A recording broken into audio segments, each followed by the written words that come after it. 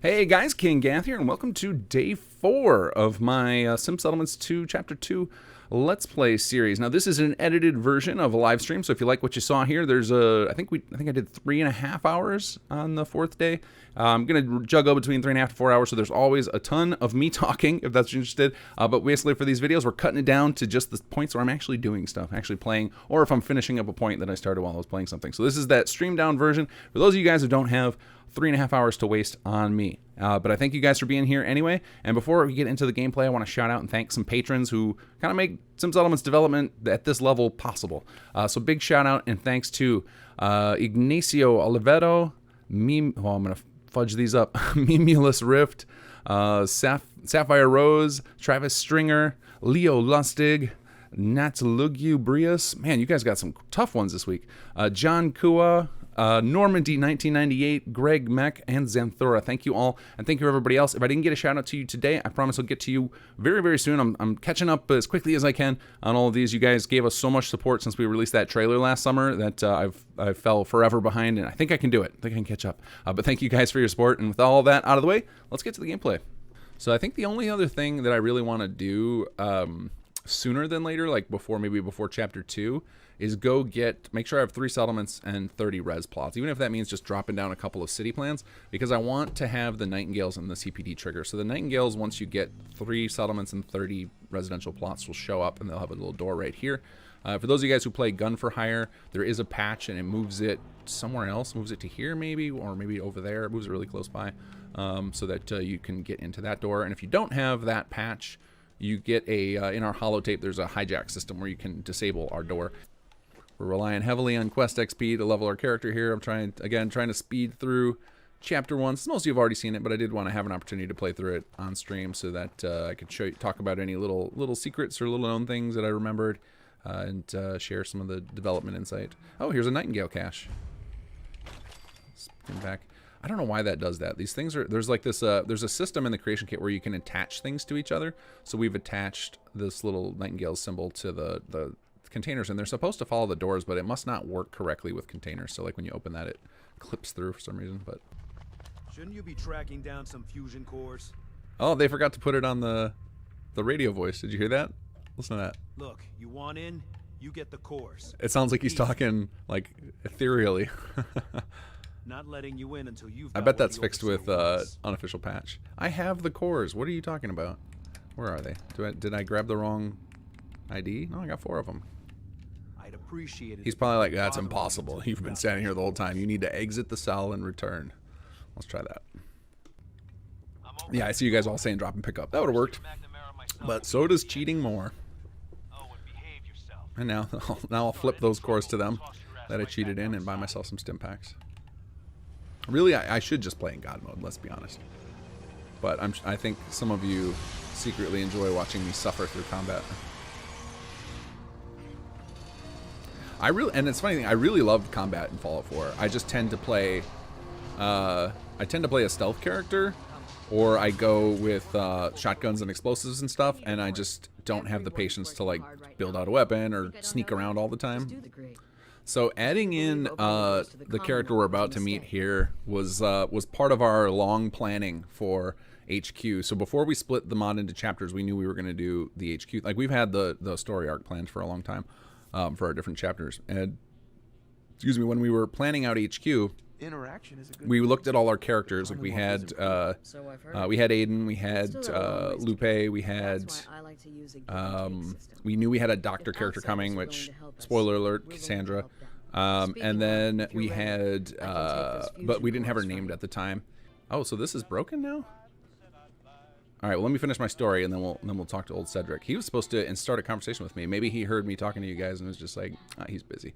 We knew we couldn't use an existing Vault Overseer due to lack of voice files, and so Cedric was born. But there you go. He's supposed to automatically start that conversation. I got to put that on my notes. I appreciate the hospitality. I can imagine. Being here must be a welcome reprieve after traipsing about the Commonwealth. Anyway, welcome to Vault 81. I'm Deputy Overseer Mansfield. If you've any questions or problems, please bring them to me. Otherwise, enjoy your time in the vault.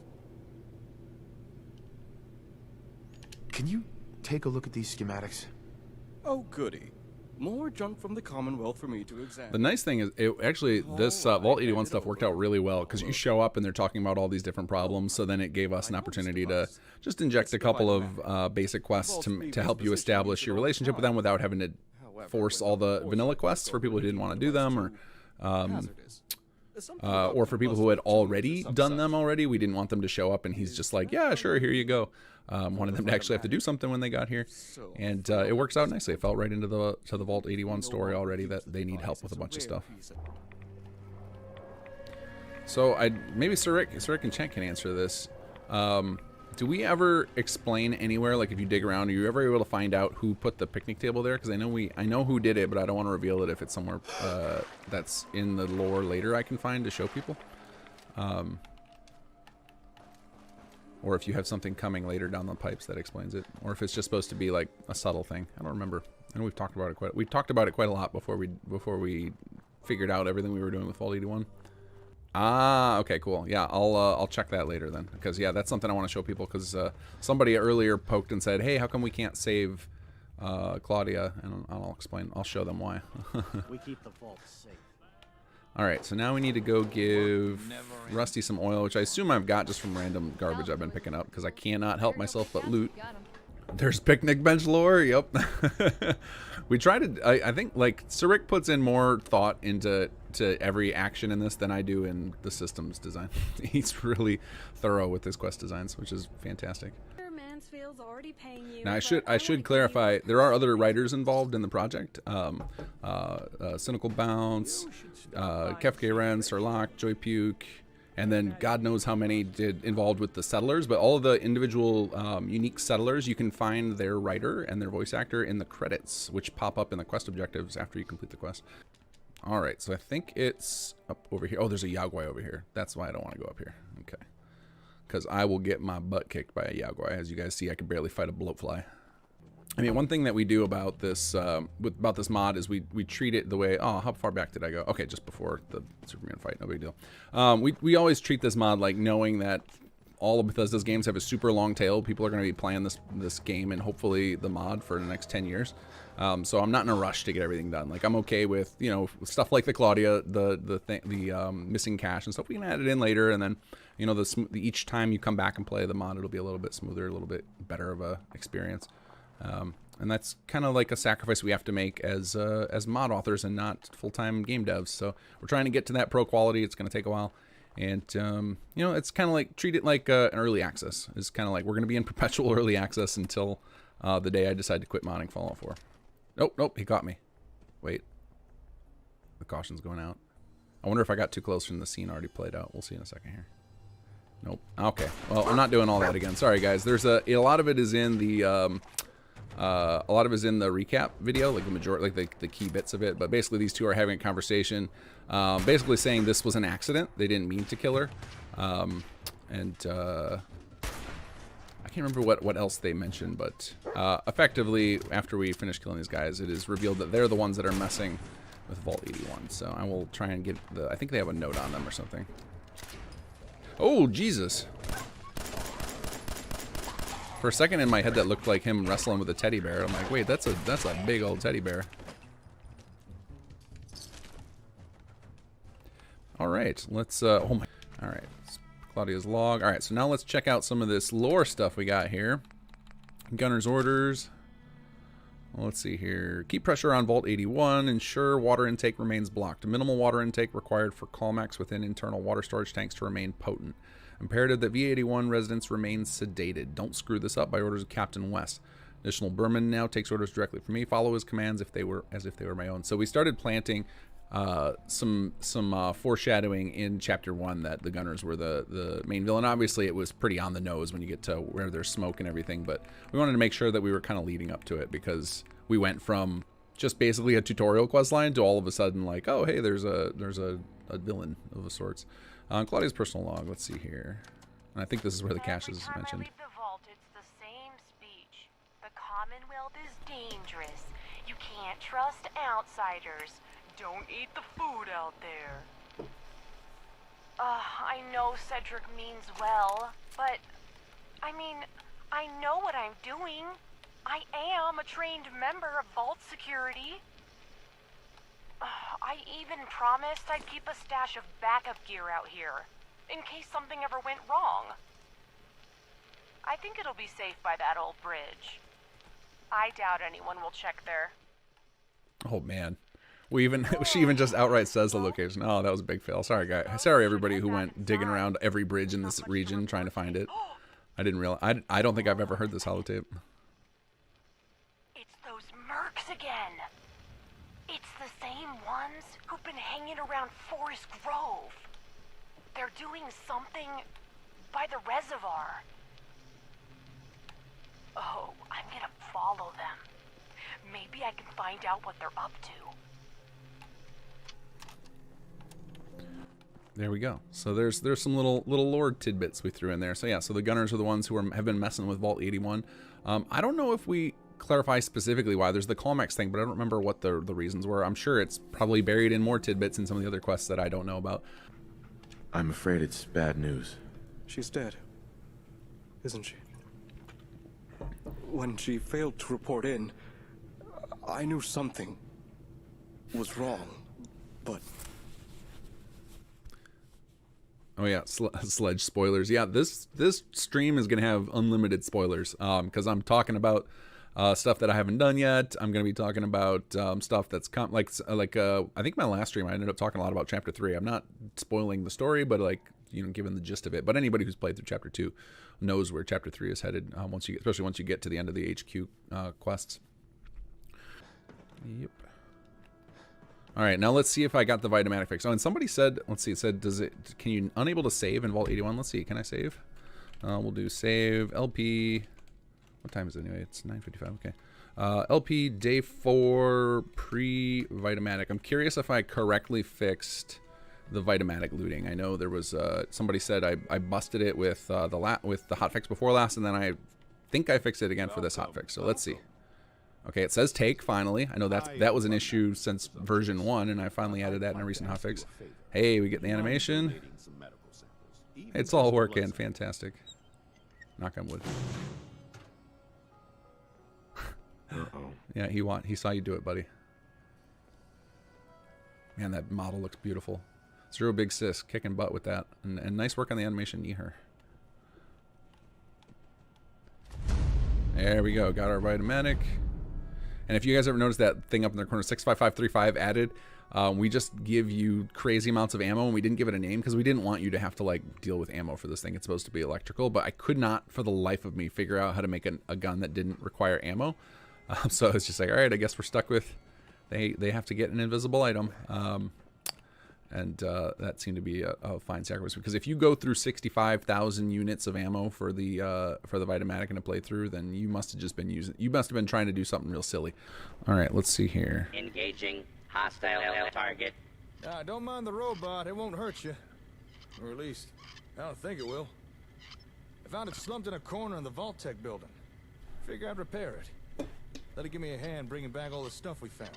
Please contact an authorized repair representative. The dialogue camera does not love protectrons. Can't quite get around to fixing its vocal processor. Maybe later. Right now we've got more important stuff to be getting on with. How'd things go with the Ron? You have anything interesting for us? Good work on the robot. Very helpful. Yeah, I thought so. Okay, so here's a moment. I'm curious if it works I'm thinking I'll keep it around. anymore, or if it ever worked, because it was one of the. So there's a moment here where Jake is supposed to shoot you with the vitamatic, and I remember during testing before Chapter 1 released, I couldn't get it working for the life of me, but it might work now.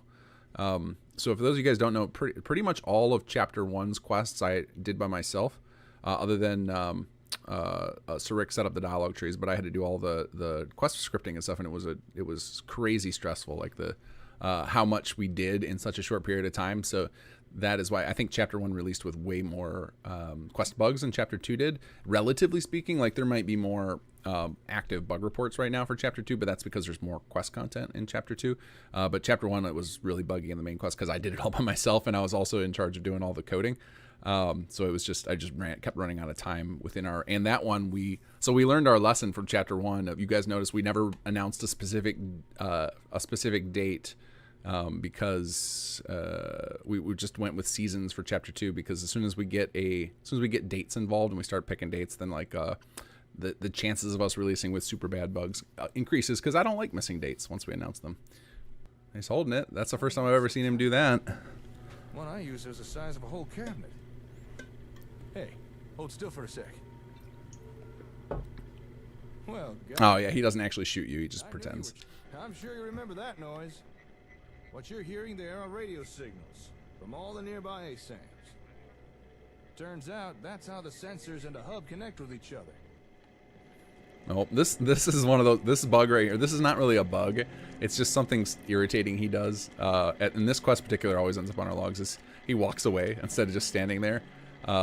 Controlling NPCs across multiple dialogue scenes is a giant pain in the butt, which is why Jake often goes back to sandboxing. And one of these days, we should just like disable all those up there as sandbox markers. Just make him hang out on the first floor all the time.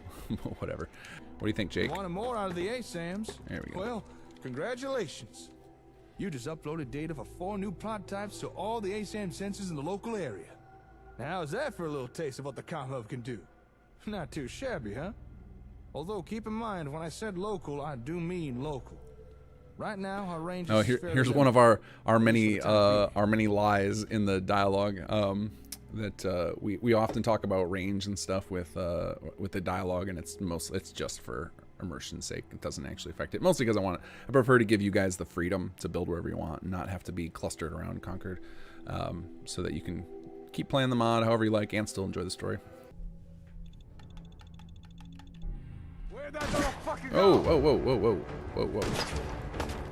Help me out, dog meat. Gonna need you on this one, buddy. All right. Hey, there we go. That feels good.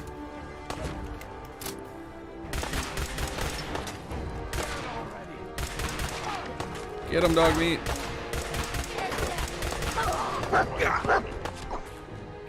You are worse shot than me. All right, let's go over here. Are we ready to talk now? Hey. No, he's not working. He's still not working. That's so funny. All right, well then I guess we're gonna save here for another troubleshooting. It's funny because I remember having conversation with people in the patch notes post that I did on the forums, and I was talking about how on my save I got it to work, but apparently I'm a liar. But I'm 100% positive I got it to work before I put that in the patch notes. I always now that we're in this later stage where I'm doing weekly hot fixes instead of a couple daily, I actually go test my fixes as long as I got a save with the problem, and it definitely worked for me. So this is weird that this is doing this. All right, here we go. We got Jake and old Paul hanging out. Excuse me. They're just admiring the hammering work of me. Marcy. I've They're all hired old staring Paul at her here to creepily. check out the new plots. After all, who better to tell us what they think about them than someone who'd be using them? I'm excited to see what you got. Folks have already built a lot using the ASAMs. More options can only be good, right? So for those of you guys who ever come to do this quest, you tell them to meet Jake. All right, we start unlocking recreational types now. If you ever come to do this quest, new plots on the block, and it's not working, usually it's because old Paul is still pathing his way to Jake. So you just got to wait for that to happen. Sometimes you can just fast travel away and back, or you can hit wait, or you just go track him down and follow him. And he's probably meandering over Jake, because in order for the conversation to continue, they both have to be there. Because old Paul kind of asks questions and stuff along the way, as opposed to having player dialogue do it. There we go. Yeah, the timing, for whatever reason, like the quest, the very first quest in the mod, it seems to be really responsive with the residential plot. I mean, part of that is probably because it's your first plot placing. Oh, there we go, the Robco thing's playing. So the first one works great, and I used the exact same code in If I Had a Hammer and this quest, and the response time is miserable, and I've never been able to figure it out. Even if I've got good script load, like if I've got just single digits on my active scripts, it slogs. Oh, we built a bar, even better. I'm glad we chose that. This building plan, for whatever reason, just makes me happy. This is one of the first building plans I did when starting with Sim Settlements. I love the open bar. I think that was the first commercial I did. Oh, now we need to build a municipal plot. And I don't remember what this one ends up building. I assume, like, power, probably. That's everything. But before we go wrapping things up, I gotta mention that these municipal plots seem a lot more versatile than the other types Robco released. Some of the building plans seemed like they could construct things for governance or even logistics. Carmack, is his dog meat okay? Although we'll probably have to get the comm hub Uncertain. running He right might to be get real using the happy about readable hearing all stuff. the dogs from the Still, pretty nifty, the dynamic soundscape. He's getting all hyped up about them. Or maybe he fall off the roof. Uncertain. What sort of good stuff are we talking about? Things like provisioning, communication centers, pretty much anything associated with, you know, government type stuff. If you could picture a bunch of stuffed shirts sitting around big tables with papers everywhere, well, you're probably on the right track. But like I said, some of that stuff will have to come later down the line. However, there is at least one building plan we could use right now. Tell me more. Just try and stop me. Now, one of the plots we just tested was the commercial. And commerce means caps. So it might be a good time to talk about taxes. So interesting thing about this part in the dialogue is really interesting because the way we ended up doing taxes doesn't match up perfectly with the way it was explained to Sir Rick during the writing phase of this. So the stuff he says gets real awkward about this. So we ended up doing with, you know, like what he's actually talking about. There's two kinds of taxes, kind of. There's the revenue that gets generated in your virtual storage. That's kind of what he ends up being talking about. But then there's also the taxes where you get your cut if you build a tax collector. So it gets a little confusing there, and I don't know what the solution to that is. I think we might end up just leaving it because when you eventually unlock tax collector, which takes a while, you know, it has a pop-up and explains itself. So, oh no, yeah, where's the smoke? Starts immediately. Okay, cool. So we'll be able to get right into that next stream. But for now, let's fix our settlement issues.